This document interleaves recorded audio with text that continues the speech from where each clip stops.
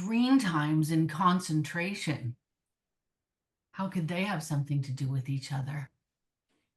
Welcome, our Metaverse community. I'm going to give a warning in the very beginning of this class. This has been the class or a subject that our dear friend, wait, may you still be loved, Kevin brought up. Nice. Do an angle like that. And can you introduce really quickly like how you got brought about like it brought up this week? Yeah, so I've just been doing a lot of reading. I have a 14-year-old daughter, and I've been doing a lot of reading and research about the effect of phone use and social media in particular on kids' brains and our brains and so on. And a thought occurred to me a couple weeks ago that what's happening right now with phones is similar to back in the whenever cigarettes became popular. They were just so widespread, everybody was doing it. And I thought to myself, what if I imagined every time I'm in public, when I see a bunch of people on their phones, what if we take that scene and we change it to, instead of people holding phones, they're each holding a cigarette? And what if I put that towards myself as well?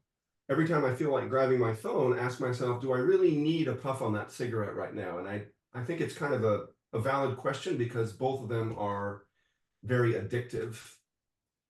And I spoke about that metaphor with Deniece a little while ago, and then it opened up the floodgates. It's fantastic. Wow, I'm already intrigued. I mean, I already had that thought in my head, but of course I kind of just move away from it because it's you know what I mean? It's such a hard subject sometimes because we all use them so often, and I find my child on it, and I don't know what to do, I guess. I know what's happening. I'm aware of it. And then I am in avoidance of dealing with it because I don't know, I get nervous and I don't know what to do because I don't know how to stop it or, that because we need it, but we also don't need it. You know what I mean? Bingo. I don't know. Sorry. I just blurted that out.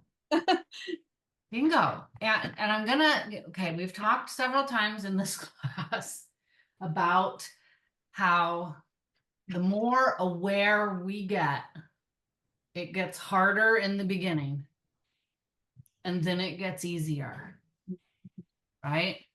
So it's kind of like, I think this is a gradual path, slowly towards enlightenment, towards knowing. And it's gradual because if we became aware of everything immediately, we'd explode. Probably, yeah. It would be too much. It would be much too much to handle. I'm going to switch my, sorry, I could read these better. And so I think that, I want to be really sensitive about this subject. So I did my 7-day silent retreat when I was getting my certification. And I believe that I was fairly labeling myself after that a food addict because I reach for food to cause a pleasurable feeling, even when in the long run it could cause something harmful, which we're going to go to later, which is a definition of addiction. And I was talking to somebody who was a drug addict about that. And she was going, that's rough because you have to have food. Mm-hmm. She was saying, I don't have to have cocaine, but you have to have food. So trying to handle that addiction is like, it's always in your face. Mm-hmm. And the same thing goes with our phones. And so this brought up a lot for me in the awareness category of, wow, what's going on? How do we do something about it, right? We can't do anything about something that we're not aware of, but it's not easy to be aware. which is why addiction is such a trap, which is why some of these tools and things become the trap, is because it's not easy to wake up from it and try to do something. So sometimes it's easier to just be numb. So this one was a little triggering for me, and I want to be sensitive about it having that potential for you. And I want to ask you, whether you're watching this later or you're with us live now, at any point, if this gets uncomfortable and you start feeling in your body, wow, not liking this, bring it up immediately. Okay. We are here to hold each other. The strength in this community is we are here to hold each other.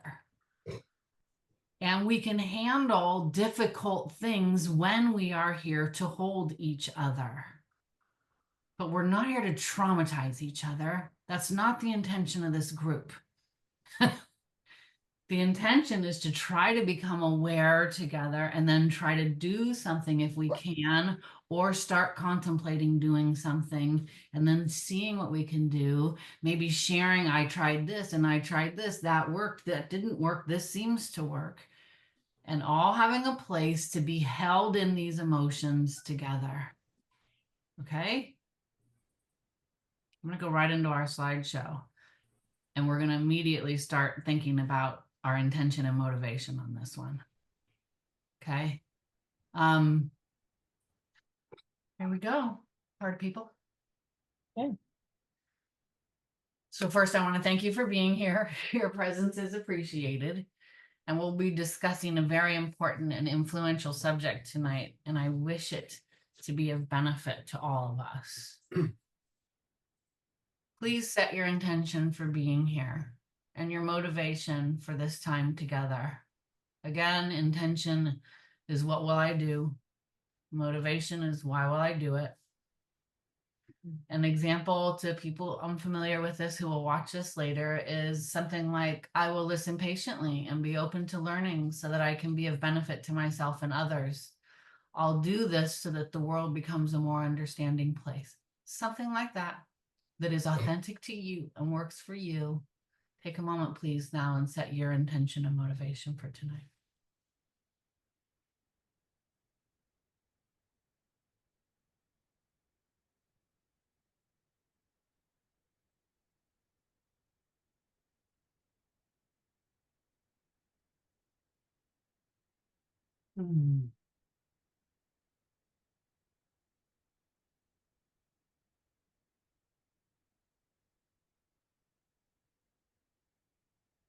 Thank you guys all for being here. I felt, just to close my eyes and be with you guys, felt like the subject got a little less intense for me, so thank you. And now an audio episode from what I like to call Scroll, Puff, Scroll. Confessions of a Screen User. I wake up, grab my phone, and scroll, as if taking little hits of a cigarette with every new photo I see. Puff. Before I know it, 45 minutes have passed. Time to get up and energize myself. What would I do without my coffee? As it brews, I ponder whether I should buy those cute shoes I saw on Instagram. I have 2 pairs like them, but not that color. I hop in the shower and accidentally cut myself shaving. Where was my head? I just couldn't stop thinking of how cute my friend looked on her vacation. How come I never looked that cute? How depressing. I dry off and eat a pastry. Tastes so good with my coffee. Where can I get that organic ceremonial grade cacao I saw online? That would be really great to go with this. I search, puff, click, buy. Holy camole, it's 9 a.m. already. Better walk the dog. I'll bring my phone in case I want to take a photo of something to share with the world. Wonder how many people liked my last post. I walk and scroll, hitting, hitting, hitting that cigarette. Back home now, it's 9:30. Haven't gotten anything done. Better get focused. What was I doing? I can't stop thinking about that meme I read. It's true. I better learn to love myself more. Scroll. The dog is hungry. Seems I never have time to give him attention anymore. Back now, I turn my computer on. As it warms up, I wish I had more energy. I read through emails. Oh, yes, that shirt I liked is on sale. Have to get it. The sale's only today. Boom, perfect. Wait a second. They're right. Those pants look good with it. I'll grab those too. Are there others I should consider? Scroll, puff, scroll. 10 o'clock, staff meeting. I better blur my background, or better yet, turn off my video so people won't see me using my phone while I'm in the meeting. Blah, blah, scroll. Meeting's over. Thank God, what a waste of time. Okay, what was I doing? I was going to call some contacts today to stay in touch. It's so hard. Maybe I can just email them. That way, if they don't pick up, it won't hurt so badly. I can tell myself I reached out. So much easier. I send 2 emails and question why they'd want to hear from me. I'm just spam to them, I'm sure. I pick up my phone and look through pictures. That flower the other day was so pretty. Maybe I'll see another one I can take a shot of today somewhere. Let me check in on Facebook really quickly and see if my item has sold. Scroll, puff, scroll. Ooh, look at that one. So cheap. Free shipping. Boom, got it. Lunchtime. Better eat quickly. I need to get stuff done. Sigh. Eat. Scroll. Why does the world feel so out there? I ponder.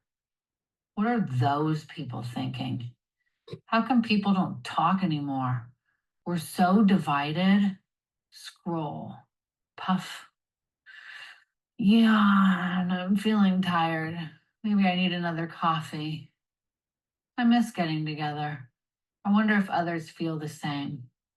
Let me go online and check.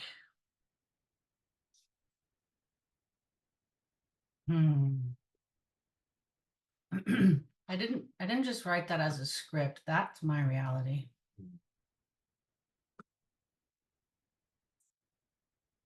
And it was intense to actually face that. Could anybody relate to any part of that? 100% of it. Except the buying shoes bit. Would anybody like to share or what it was like to hear that, or Yeah, I will. I felt compassion for you. Sitting here in the room, I could see your reaction in the here and now to the recording you had made, and that it was really affecting you. So I definitely felt compassion for you. I could relate to every bit of it. I too spend 6 hours a day smoking a cigarette. Thank you, Pat. Yeah. Thank you.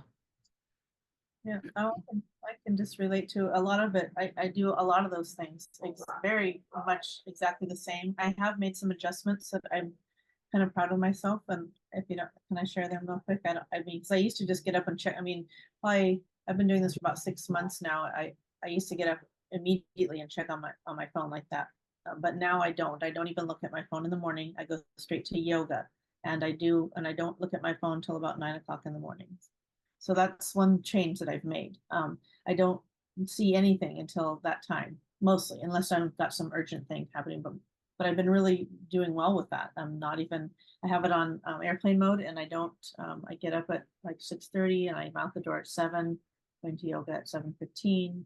And then, I don't get back home till about maybe 8:45. And then, but then I do start the checking thing. And then as time goes on, as I start to become more comfortable with, oh, I've got my phone, then I become more and more attached, and I become more and more, and I have this, you know, with, we all have businesses and things. And so I want to take a picture of that. I'm sure that would look good on social media. I'm sure that would attract attention from somebody, or this looks really cool, or I want to share this with the world, like type of a thing. And some of it's personal, and some of it's work related, and some of it's like you said, oh, I wonder if I would get, how many likes I would get on this. You know what I mean? Like, it's such a weird idea to think of that. Like, who cares? You know what I mean? But I guess people care, and I guess we do care, because it's like when you said that, I was like, oh my god, I totally do that. You know what I mean? I'm wondering, if people respond to this. And some of it has to do with, like, because I'm not very good at marketing, and a lot of times I'm trying to market my business, but I'm wondering, like, what catches people's attention, you know what I mean, kind of a thing. But it also is personal. Like, do people like what I post personally? Do they like me? Do they like, do they like whatever? I don't, you know what I mean? But it's like a personal thing.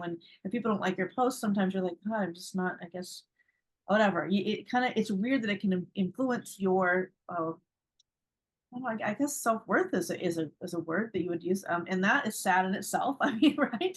So for all of us, so for me, that makes me feel sad, like kind of like you do, like, wow, we're really dependent on how this makes us feel, and it's kind of guiding us. It's like the main thing guiding us throughout our day. How, like using the phone for every little thing, and then of course I do this when I see certain things on there that I want to buy. I'm like, ooh, and then they know when you want to buy it, and they keep catching up with you and sending you the things that you're looking at. So then eventually you're finally like clicking and buying it after a while, and that kind of thing catches up with me too. Like and sometimes when I get stressed because I don't have as many, I like to try to exercise, but sometimes when I get stressed, I just like to go shopping online. It's just like, that's just one of my things that I do. And I know that about myself. I mean, it's not a good habit, but it's something that I do, and it gives me some sort, I don't know, gives me a relief from like my stressors. Like, I'm just in avoidance, and I'm gonna go shopping now. You know what I mean? Like, it's one of my coping skills, I guess. Yeah. Coping. Yeah. Good stuff. Stacey or Rachel, good to see you. Rachel, do you guys want to share anything after hearing that? It's okay. Let's go to the next slide, shall we? If that recording sounded familiar, I want to offer an apology. I want to offer an apology that I play into it, and that I give you a reason to scroll.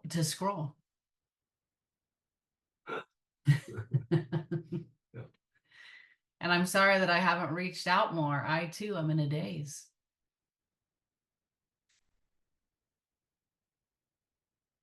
How could I not be? My banking, stocks, photos, wallet, exercise, meditation, games, TV, they're all on this device that I can't put down, or I'll miss something. And I scroll, and I puff, and I pay to do it. So what do you use for your phone the most? I'm going to do this, like, I'm going to actually type these in. What do you use for your phone the most? I mean, I do a lot of business on it, so it does have some useful functions. Which apps? Airbnb, Mm-hmm. because I run an Airbnb business. Yeah. And another app called Guesty, which helps to run my Airbnb business. Any other ones personally? On the personal side, Chrome, mostly for reading news. I'm just putting news. Yeah. Anybody else? What do you use most on your phone? I think texting and maybe Instagram. Yeah. Yeah. Anybody else? I do a lot of internet searches for just projects and things I'm doing, personal, whatever. Researching.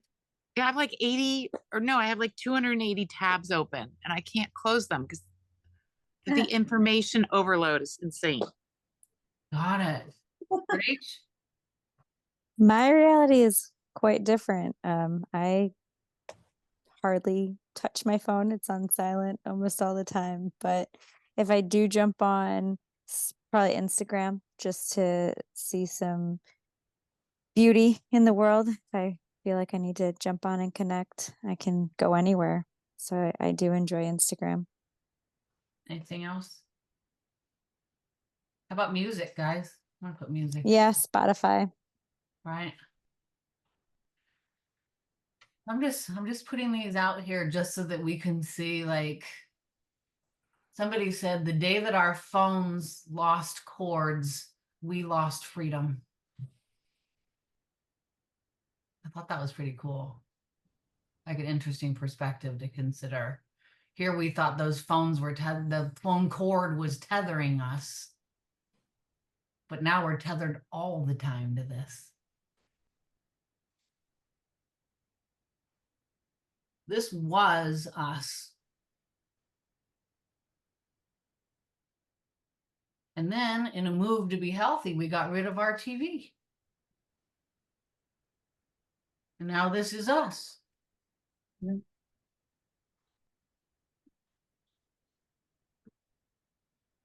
What do you see? I gotta take a picture of that. Hold on 1 second. I literally gotta take a picture of this. It's so crazy. I'm a total visual learner, you guys. When I get these going on, then you're like, whoa, Mm-hmm. whoa. This was us. So I asked AI to do people playing games in the 80s, and I just left it because I thought it was hilarious when they dressed them in.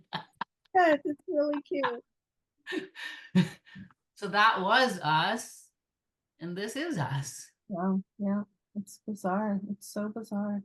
I don't know if I can just say this, but I just wrote down the ultimate disconnection, even though it's supposed to be connection. To me now, Yes. the ultimate disconnection. Oh, when it's just, it's disguised as connection. What? Yes. Right? Yeah. It's disguised as connection for us, and we thought it was. It's disguised as convenience, but yet we're getting less done for me. Think about that. Think about all the things that, yeah. What was that movie called? It was so good. It came out. It's, oh. Oh, the social experiment. Social dilemma. Social dilemma. Yeah. Yeah. Seen that. It's great. It's so good. Yeah. Let me keep going. We got a lot of content tonight. Social dilemma. It's really, really eye-opening. Remember when we had TVs? Remember when we would watch a show or two together? Now we're lucky if we grab a screenshot of the other person's phone. Hey, look at this. Tell me that you have never had the person just feet away from you text you a screenshot of something. Also that they could keep that nicotine glow in their face. Trippy.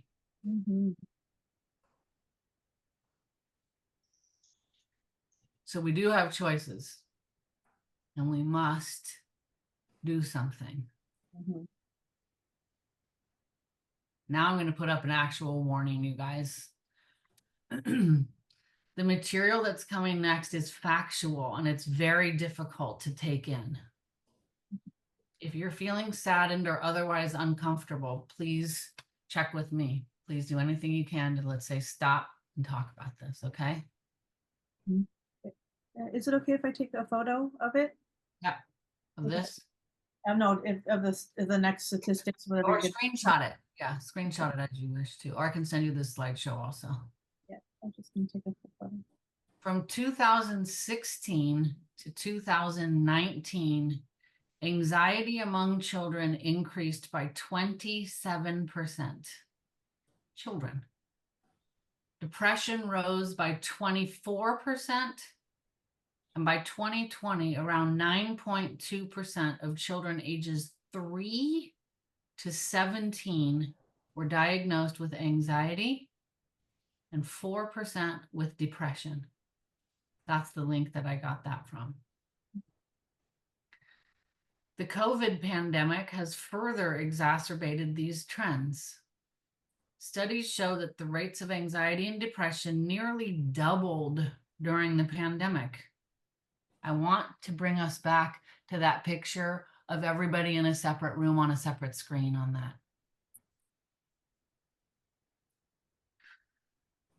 20% of youths now experiencing significant anxiety symptoms. 1 in 5 children. According to the U.S. Department of Health and Human Services, 1 in 5 children. Oh, I didn't realize that's such a repeat. Okay. Sorry. Can you remember how connected you felt to your spouse 15 years ago? Before phones? How does it feel now?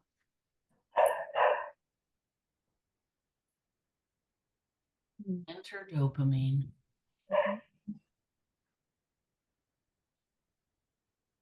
So dopamine is a neurotransmitter, okay? It goes in between our brain to tell parts of our brain what to do. It's a chemical messenger that plays a key role in how we feel pleasure. Not happiness, pleasure. It's involved in reward, motivation, memory, attention, and even regulating body movements. When we engage in activities that we find pleasurable, such as eating, socializing, or achieving a goal, our brain releases dopamine. And this release reinforces the behavior, making it more likely that we will repeat it in the future. I liken this to 2 rats or several rats in a cage, and they have 2 things to drink from. Just water or water with dopamine in it. And then they end up hitting it, and it comes back more and more and more. Okay? Our mind refills that bottle when we feel pleasure. Ooh, I'm going to do that again. I'm going to do that again.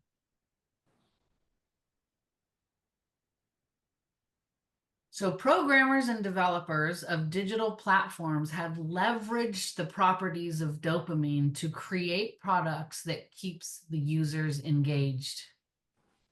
And these are 5 ways that they do that. Number 1 is called variable rewards. Yes, I used ChatGPT AI to list these for me. You usually see the 2 stars on both sides. That's my hint that ChatGPT was there. Many apps and websites use a system of variable rewards to keep users engaged. This is similar to how slot machines work. You never know when you'll get a reward, so you keep coming back in hopes of hitting the jackpot. Social media platforms, for example, often use likes, comments, and shares as the variable rewards. Did I hit the jackpot on that post? Mhm.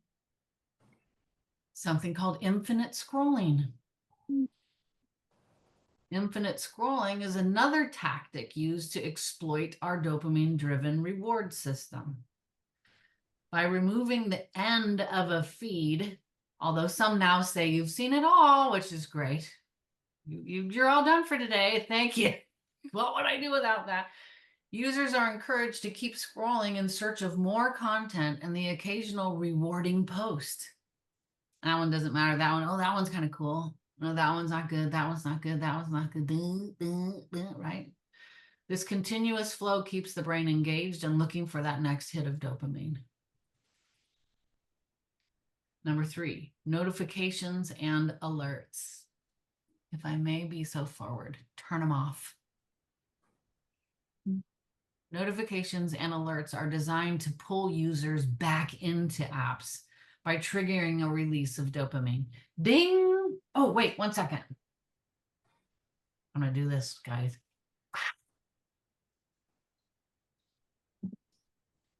Okay, brutal.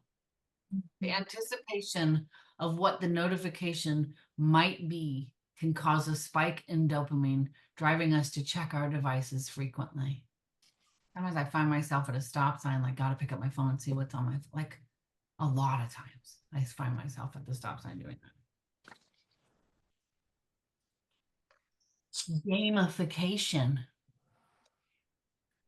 Incorporating game-like elements into non-game contexts, such as earning points or badges or levels. You know what this gets me on? I'm a Google Maps contributor. I love, like, my intention is to help other people know where they're going so that they see something and then they're like, whoa, you're level 1 in parks and recreation in the area, you know? Dad, do I really care if I'm level 1 user? I just want to help people, but somehow something that's built in my mind says that's kind of cool. I helped people and I'm number 1. Ridiculous. This can make tasks that might otherwise seem mundane more engaging and addictive. That horrible A word. Number 5, social validation. Social media platforms thrive on the concept of social validation. Receiving likes, comments, and shares can boost one's sense of self-worth, release dopamine, and create a cycle where users seek out more validation through continued use of that platform. These techniques can create a strong habit loop, it's called, where users continually return to their device to seek out that next rewarding experience. Understanding how dopamine works and how it is manipulated by digital platforms can help users become more mindful of their screen time and make more conscious choices about their digital habits. There's an example of a habit loop. The wording is kind of funny on here and whatever it is, but you can imagine I do something, I get a reward, I go back to it, I crave it, I come back, I make a routine, I get the reward again, I crave it, it goes. And then Marie, you were saying something before, like, I don't even know what it is, but then what got me stuck in that in the first one, I don't even know, right? And then we're just in this loop. Now we're going to talk about another word that's a little brutal. Addiction. So, famed family practitioner, therapist, and now worldwide sold-out speaker, author, and trauma specialist Gabor Mate defines addiction as a behavior that provides temporary relief or pleasure, but that is harmful in the long run. Simple as that. And then he asks, I gotta get my screen out of here. If anyone in the room has ever had this type of behavior, and not one person in the room on the video that I was watching when he did this did not put their hand up. Okay, we're all addicts. So don't use that as it's just you and it's only you and there's something bad and shameful about you. Don't buy that. We all are.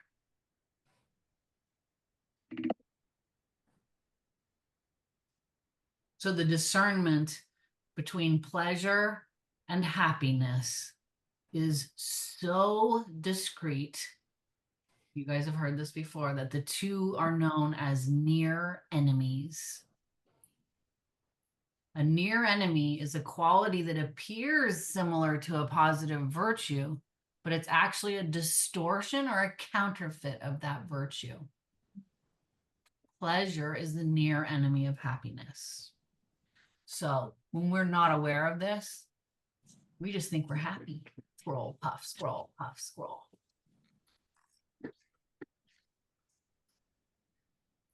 We must learn when things are not beneficial for us and call them out. Enter the BS stamp. Warning for minors who are watching this right now, we're going to use the full word here a few times. Okay? We must be strong in this because it's so finite, that difference between pleasure and happiness. So as we're developing discernment, if someone tells you that it's okay to smoke cigarettes, it's time to get out the bullshit stamp. If someone tells you that you should not be offended when they insult you, it's time to get out the bullshit stamp. That's fine. If someone tells you you need to be skinny to be accepted, it's time to get out the bullshit stamp. Someone tells you they're listening or paying attention while they're staring at their screen, it's time to get out the bullshit stamp. Guys, get it? It's my little game. Here's your sign. They say in the comedian stuff. Mine's like, get out that bullshit stamp. I know these words are harsh, but it takes harshness to wake us up out of this 15-year trance that we've been in. This new gadget that was so cool has become our nicotine, our cocaine, our heroin.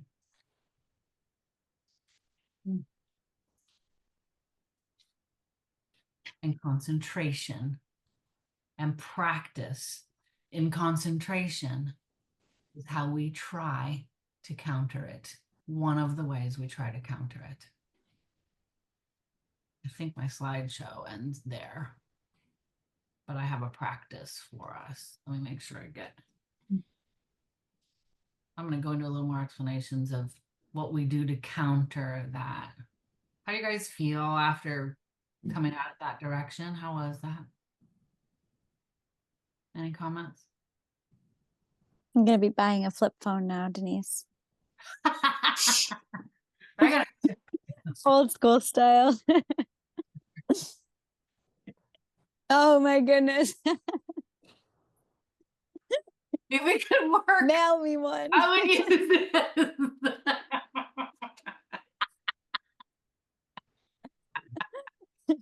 Love it. That was my favorite phone ever. I've gotten rid of every phone, but I can't get rid of that one. Marie, Yeah. I said one of the comments about this, and Rachel says, now you're going to be going and buying a flip phone. And I was like, Oh, good. Yeah, that's what my husband does that to Quinn. He's like, if you don't do whatever, you know, it's a little threat. I'm gonna get you a flip phone, and she's like, you know what I mean? so we were on Whidbey Island recently, and I saw this book in there that was like 48 doctors that come together to talk about preventing certain illnesses or certain situations. And one of them in there, this was for seniors, and one of them was TV addiction. And I thought, okay. And so they say, plan, don't scan.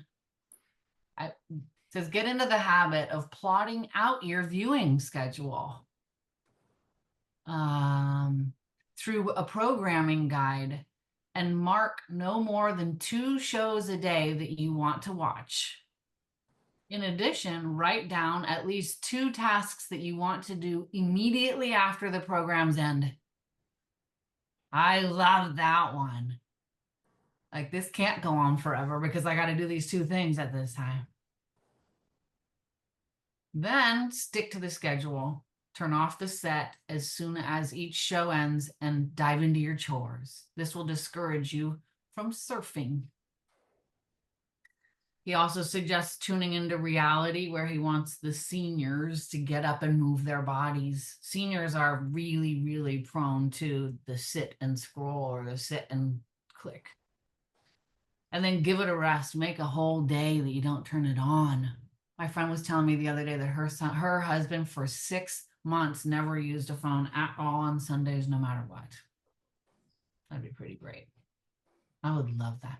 As a realtor, I find myself in a big predicament with this stuff. And it's just boundaries, right? It's letting people know boundaries. I want to mention something. I always mention Garrett and Nicole as examples for things. They have one phone between them. Their career is based on that phone, on podcasts, on communication with people. And somehow they find that it's okay to have one phone between them. And when I talk with Garrett, he says, it is so amazing. Like, I drive to the appointment and all I'm thinking about is the appointment, and nothing is ding and making my go away from what I'm here to achieve and accomplish at this meeting and what my subject is. And I can just stay right in there. He said, on top of that, people tend not to cancel on his appointments because they know they can't get a hold of him. So they actually show up. Kind of cool. I like that. And I mentioned that to people and I just get this, pshaw, that's so radical. Forget it. That'll never work. Super interesting. So in Buddhism, the purpose of concentration practice, or samadhi, is to cultivate a focused and undistracted mind. So we have a tool that's purpose is to help us focus and not be distracted and to cultivate that mind. Concentration cultivates the opposite of the dopamine doom loop. It's the mind's exit out of that circle of control. Concentration practice also helps in achieving mental clarity, inner peace, and the ability to remain present in the moment. Hi, Rach. This deep, single-pointed concentration helps to calm mental turbulence, allowing practitioners to see things as they are. This is when we get really good, and we can do this for a long time. It's essential for developing insight. If we want to know what's inside of us, we have to stop the distractions outside of us. And then we can actually go into what Karuna tried to start beginning to teach us, understanding the nature of reality, and then taking it full Buddha and leading us to enlightenment. Not having these crazy negative things that we feel are controlling our mind. Sometimes I feel like, we've talked about the invisible they. That's what we feel the they is, are these programmers that have been putting this stuff we can't get out of, maybe, right? So we're going to get close now to doing a meditation. And I want to bring up something that I read in The Power of Understanding, I think it's called, or something like that, with Lama Zopa. And he's doing a question and answer session. And one person asks him, if I'm sitting and I'm concentrating and I'm thinking about something that's positive, and it ends up taking my mind stream to another thing that's positive, am I still practicing the Dharma or the teachings of Buddhism or the concentration or whatever it is? And Lama Zopa says, absolutely not. But if you are focusing on one thing, when your mind comes off of that one thing, it's your job to bring it back, not to another thing, but back to that one thing. It's really, really hard. But when we do it over and over and over and over, it gets easier and it gets easier. And then in that book also, it says that concentration or meditative absorption, where the individual experiences a sense of unity with the object of focus. So when we get really good and we're trying to say, maybe it's our breath that's our subject, like this me that is separate from the breath, eventually may become united with that breath. And that's more of the moving, changing identity rather than this real estate agent, meditation teacher, mom, wife. Just breath. I am breath. I am whatever. So I am a chime bowl. I want to put this here also. There are people who have experienced traumatic situations around breath. Maybe it was an underwater accident. Maybe it was that they lost somebody and holding them, their last breath was something that was traumatic for them. Breath does not need to be the subject, or excuse me, the object, okay? Anything can be the object of concentration, meditation. So as we go into our practice, if breath is uncomfortable for anybody, please pick a different object. We use breath a lot because we need nothing to come with us. It comes with us everywhere we go. But please know that that does not have to be your object of meditation. Okay. Trying to make sure I get all, okay, we're ready. I'm going to press pause really quickly. So I want to offer that going into a concentration meditation practice, after having lots of details being brought to you about dopamine and addiction and scrolling, and you may want to press pause right here and take a break and get yourself refreshed to a point where you can get more relaxed. As we learn to meditate, we learn to try to do everything we can to support our meditation. In supporting our meditation, that means we might not want that cup of espresso right before we get to class and know that we're going to meditate, right? We might not want to have just jogged. Maybe jogging does help. They say yoga opens up lots of things to help us meditate more. So we might not want to come in with our heart ready to do this. The idea is to try to support ourselves to be still with all of these senses that we have: smell, sight, touch, sound, taste. And to keep those very neutral to us so that we can encourage ourselves to go inward without those distractions. I'm going to put one more example here. We have a friend, Chris Bertish, who stand-up paddled from California to Hawaii. Amazing. It wasn't just a regular board. He adapted the board, but still he was alone, unassisted, no other vessels from here to Hawaii. It took him 43 days.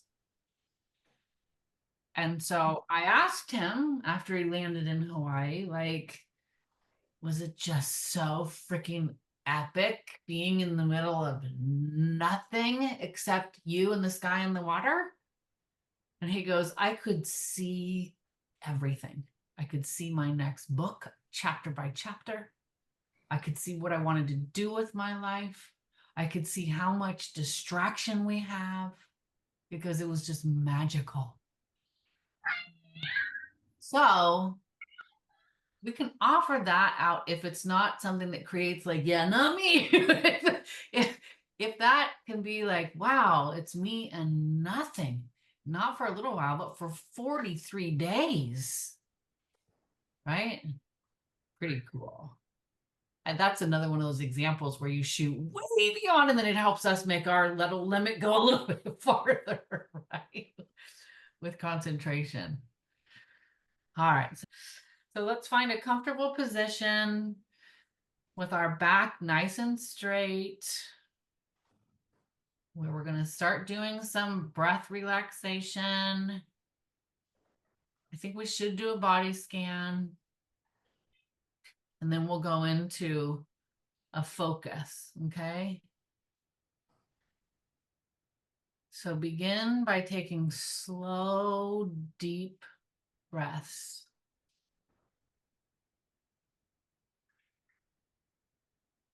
Inhale through your nose. Hold for a moment. And then exhale slowly through your mouth.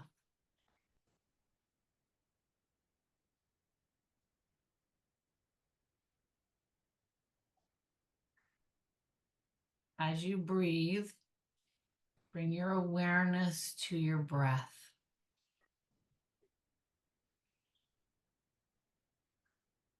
Notice the sensation entering into your body and exiting your body.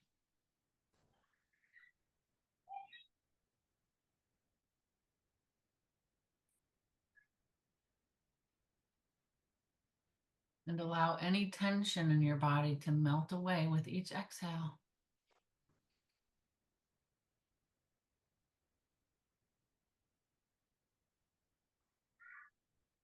Sometimes you'll feel more of a cycle if you go in through the nose and out through the mouth. It can become more of a circular flow of breath. You can choose to breathe out through the nose if you prefer that.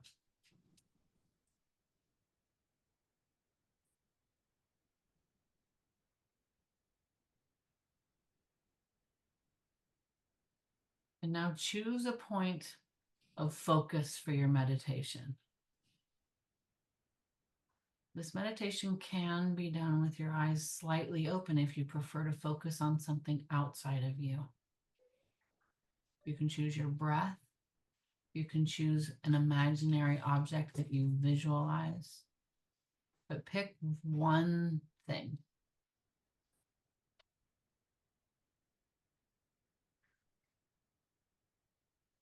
It can even be a sound.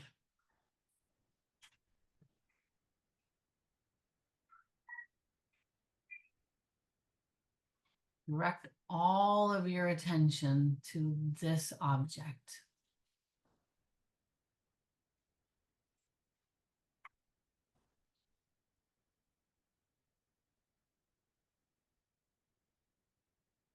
If it's your breath, notice the movement in it or the movement in your body from it.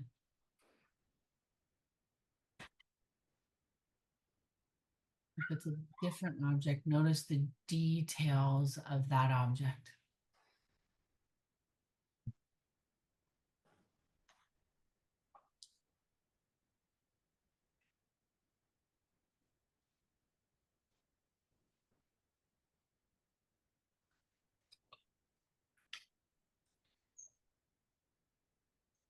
Continue focusing on that one object.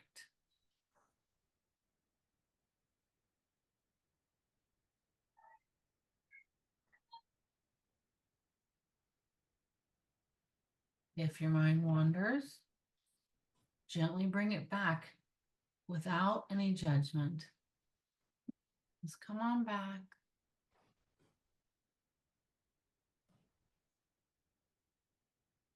Very normal to wander. Just come on right back to that same object.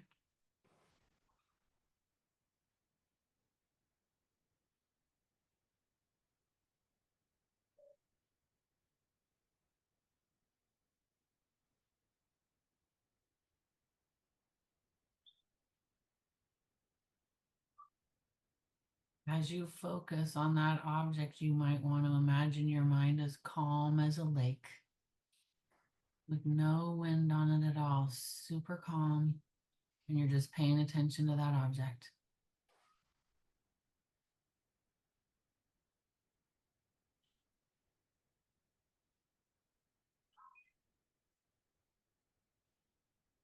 Each time you return to your focus, the surface of that lake gets calmer.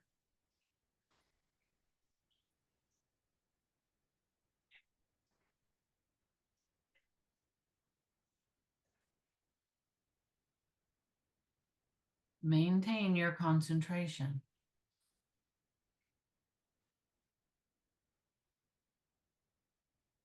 Allow yourself to become more absorbed in the experience of focusing.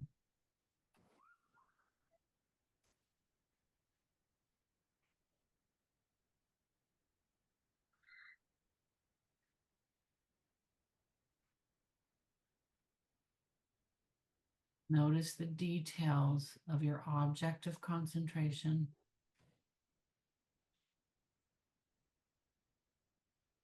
If it's your breath, you can pay attention to changes in rhythm.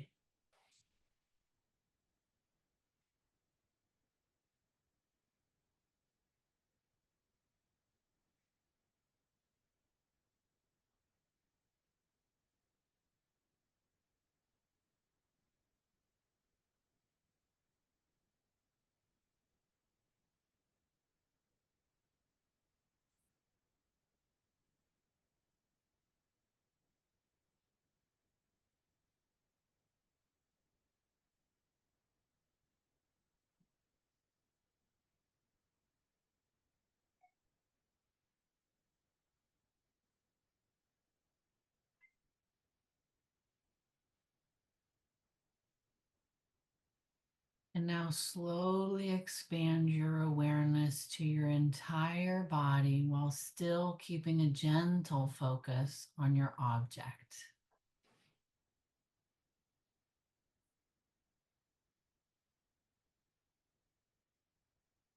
Take a few deep breaths. And when you feel ready, gently wiggle toes and fingers, and then open your eyes.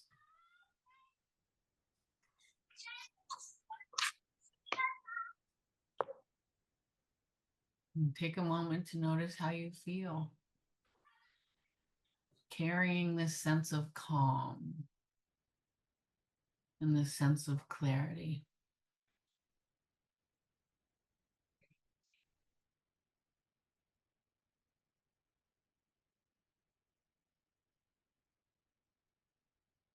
Before I get, well, let's do reflections first, and then I'm going to give us the math of concentration.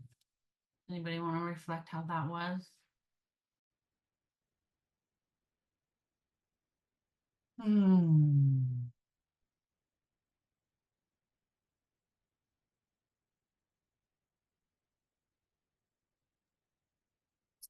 happy to comment on the meditation. That was lovely. I'm still quite blitzed out, yeah. My focus and my concentration was just on my family, which I know we're supposed to do one object, but when I said the word family, 3 little beings popped up. Says my husband, my son Bastion, who's 7, and my daughter Isla, who just turned 2 this week. And it was beautiful because I could see their faces, but as the concentration went deeper, it was more their energy. I could just see colors. So each one had a specific color to their personality, just a very deep connection to each one. And when I saw everything, it was just my energy around it. It was just this white light around the 3 of them. And it was really beautiful. I could feel the deep connection within my heart space. So that was good. I haven't gone that deep in a while. So even though it was short, I didn't want to come out. You're like, let's come out. I'm like, and I want to stay. So, thank you, Deniece. Thank you. Thank you for that share. That's beautiful. Anybody else? I'll share. I just chose to focus on my heart because I like to try to go inward a little bit. So just because it felt like that's what need some attention. So it was nice to just think about, I thought about that my heart was healthy and strong and calm all at the same time. And then I just kind of visualized it moving and I could kind of feel it, in my chest. So, and it was just relaxed and doing its normal rhythm, and it was nice. And I think it maybe even slowed a little bit as we did a little bit more breath and stuff. So that was nice. And then when you talked about the water calming, I immediately kind of jumped to like a body of water that I was on, and but I could see kind of the light reflection, you know, when you're on water, and then it kind of calming, but it was just a real peaceful reflection of light. And then but I did have to keep kind of guiding myself back into my, you know, inside of my heart, because you know sometimes you get distracted by stuff. So I just kind of, like you said, I just sort of gently went back to that, but and then yeah, then I felt really calm, just kind of paying attention to my heart and giving it some love and you know that kind of thing. So it's nice. Want to share, Stace? I was just so tired. So for once I was able to kind of get all thoughts out and just really enjoy the peace. So thank you. Yay. And especially after the whole screen thing, which I have been fighting that battle as a parent of a 19 and 21-year-old for 10 years. It's been a really big topic to me. And so I'm so glad you brought it up tonight, because you guys all have to keep battling that with your kids. And Rachel, I see the future there. It's so important. And I need to look at it more just for me now that our kids are older. But thanks again for doing all that. Thank you. Thank you. I wanted to explain the math of mindfulness really quickly and just put this out there. When we cause for our mind to go into these calm states where we don't need to be thinking, we might be able to call that a pure mind. It's like neutral and it's open. And a lot of times love will be right there with it. It's like this pure mind, right? And anything that is not that state is counter to that pure mind. Now, we live in a society and in choices within our family where we can't just, I'm out of here, blissing out pure mind. Like, we have some responsibilities, but we can do some math to consider if we practice distraction 11 and a half hours per day. Did I talk about this already? And we practice pure mind for 5 minutes a day, and we play that out through time, or we repeat that habit, it's my opinion that the pure mind is not going to win. It's also my opinion that we have to be very intentional with our purpose around our mind. Do we want to feel that bliss? That is happiness, not pleasure. That, if we do more of it, causes less harm. Well, not if you're ignoring people, right? If you set it up correctly and you're responsible about it. But that causes long-term happiness, where whatever life brings us, if we know that is a place we can come to, then whatever gets up and down in our flow of life that day, we know it's there. It becomes this base. Doesn't mean we need 6 hours of meditating and 6 hours of action. Although people do that, and I can't even imagine how blissful that could be when you're understanding how to do it. But I just want to offer out the invitation to consider the math of mindfulness, to say, am I doing enough practice of this pure mind in comparison to what I'm doing to distract my mind or to come away from that pureness? Okay? Just an invitation out there. As always, probably especially tonight, please forgive me if I brought up something that was uncomfortable or that didn't weigh on you right or that still sitting with you. And I do invite you to reach out to me and let's talk about it and discuss it and bring it up. This Kevin brought this whole idea up this week when he was talking about his phone as a cigarette. It was like, whoa, what if I went there, right? So please, please forgive me if I did something that caused discomfort to you that was not beneficial. Some discomfort can lead to benefit. I'm hoping that we felt held as we brought it up. I know I did.